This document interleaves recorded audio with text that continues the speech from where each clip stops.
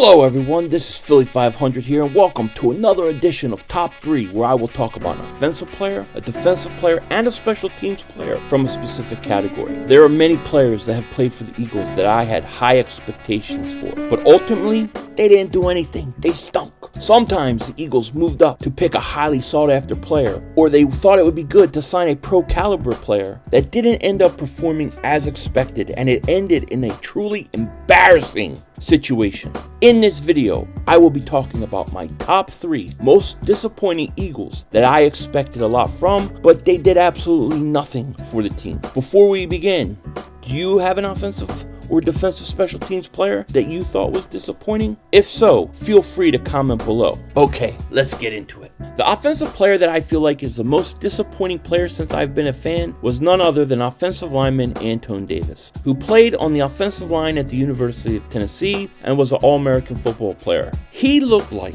such a can't-miss prospect that the Eagles decided to trade 2 first-round picks to move up to the 8th overall pick to select Davis to shore up holes on their offensive line, which there were a lot of. Rule of thumb is that offensive linemen are low-risk players to draft in the first round because they are usually always in need and they are used to protect the family jewels on the team, aka the franchise quarterback. However, all wasn't so simple because Davis spent most of the offseason in his rookie season holding out, and once he did get a chance to play in a preseason game, he sprained his ankle and was out a few games. He did excel as a run blocker, but he would be injured a lot, benched, and ejected multiple times, which eventually forced the Eagles to draft his replacement at right tackle. The team would move him from tackle to guard and back to tackle again. The Eagles attempted to trade him in order to move up in the 1995 draft, but nobody wanted him. They had no takers. The former All-American basically found himself without a contract in '96 because of bad play and injuries, which was very disappointing because he showed so much promise. After the '95 NFL season, Davis found himself playing for the Falcons for 2 years and then the Packers for 1 year, but he was unable to gain success, needed to be a full-time starter, and was considered the definition of a bust. Now to the defensive player in which everyone who watches football remembers. In 2011, the Philadelphia Eagles decided they wanted to shore up their cornerback position after releasing 2 cornerbacks, Ellis Hobbs and Demetri Patterson, who were terrible, got scorched multiple times by opposing receivers. The one player that made the Eagles feel like they had a bridge between them and Super Bowl 46 was former Pro Bowl and All-Pro Oakland Raider free agent cornerback Nnamdi Asomugha. I remember Eagle fans were ready to march down Broad Street, grease the poles, because they signed the greatest player known to human history. Boy, I and many other Eagle fans are wrong, because it takes more than just talent to make a great team, because while Nnamdi had a ton of talent, he wasn't a great play in the Eagles system. Nnamdi excelled as a man corner with the Raiders, who never got thrown to because quarterbacks respected him so much. However, on the Eagles, they had a defensive coordinator that lacked experience, and he was forced to play zone to mirror the talented cornerback on the other side named Asante Samuel. I would say that in 2011, Nnamdi Asomugha was decent starting cornerback, but he was not playing like a guy who was worth a 5-year, $60 million contract with $25 million guaranteed. However, the only thing remembered from 2011 season was Nnamdi Asomugha getting burned multiple times by Victor Cruz and watching him salsa dance in the end zone and people laughing at the Eagles because they called themselves the Dream Team. After releasing Asante Samuel in the 2012 offseason, it was clear that the team was trying to go to a man coverage system. However, Asomugha was in his 30s and he had clearly lost a step, and it showed in his statistics. As his 2012 campaign, he only had 1 interception and allowed opposing wide receivers to run all over him. He would be released after 2012 season for being an utter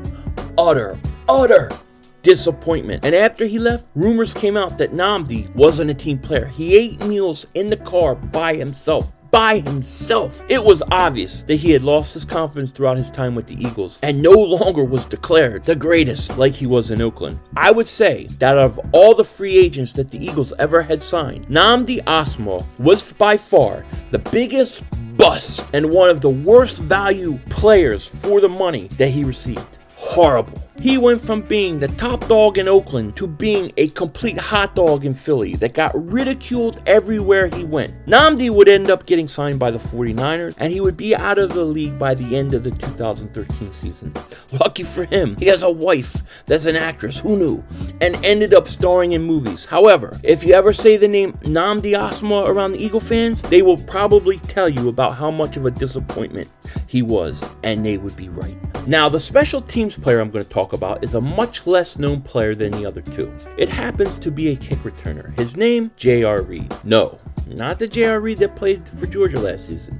He was a 4th round pick for the Eagles in 2004. And although he never scored a single touchdown with the Eagles besides one preseason game against the Ravens, he did end up averaging 22.5 yards per kick return with the Eagles. However, during the 2005 offseason, after the Eagles lost Super Bowl 39, J.R. Reid injured his leg by jumping over a fence and damaged a nerve in his lower leg and foot. He would miss the entire 2005 season, and he would be signed by the Rams in 2006, and then in 2007 he would come back to the Eagles as a return man again. It was relatively a short stint after he muffed a punt in Week 1 against the Green Bay Packers. It was very weird seeing him as a punt returner because that's not what he did best. This botched catch would eventually cost the Eagles the game, as it would cause the Packers to kick the game-winning field goal. Had the Eagles won this game, they might have had a chance to go to the playoffs in 2007, but they didn't. He would find himself to be off the team by 2008, and that would be his last stint in the league. J.R. Reid was never a player that I would consider to be great, or a player that I thought was going to be great, but after seeing how good he did as a kick returner in 2004, I thought the Eagles had something in their former 4th round pick. However, because of injuries and because of boneheaded plays, he was deemed to be a disappointment as a player. There aren't very many disappointing special teams players that I know of, because if they're on special teams, it's very likely they weren't that good enough to play on offense or defense. But J.R. Reid is a player that sticks out to me. Now, I'd like to take this second to thank you everyone for watching this episode of Top 3. Again, if you know of any disappointing Eagle players or players on your own team that you remember, tell us about them in the comment section below. Also, if you have another top 3 category you think we should talk about, put that in the comment section as well. Thank you everybody, and have a nice day.